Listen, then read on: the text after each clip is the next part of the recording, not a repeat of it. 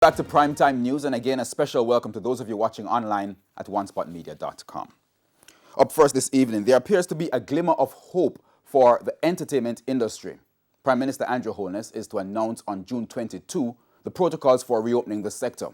Culture and Entertainment Minister Olivia Grange gave the timeline while speaking in the House of Representatives this afternoon. Anthony Lugg has details.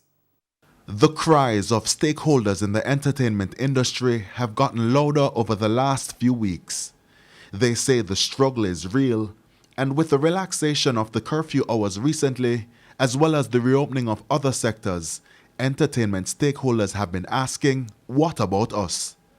In Parliament on Tuesday, this announcement from Entertainment Minister Olivia Grange. We know not the hour, yet signs all foretell that the moment is nearing. Prime Minister the Most Honorable Andrew Holness will make an announcement on the reopening of the entertainment sector in this House on Tuesday, June 22nd, 2021. A glimmer of hope for those in the sector, but party promoters and others say while they wait, they're struggling. Ms. Grange says the calls have not fallen on deaf ears. Jamaicans are also being warned that even when the sector reopens, it will not be business as usual. The Entertainment Minister says the reopening must be done safely and gradually. I would say the majority of the members of the sector, they understand. We are in touch. I stay in touch with the grassroots. I stay in touch with practitioners in the business. They know me and I know them.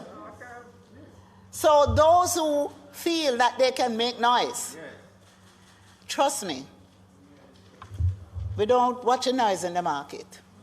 We watch a sale. And so we will continue to stay focused. And we will reopen. But we're going to ensure we reopen at a time when it's safe to do so. As the country awaits the announcement from Prime Minister Andrew Holness in 2 weeks, discussions continue.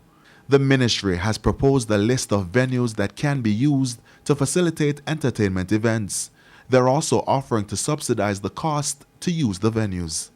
We will also be moving to declaring additional entertainment zones and venues.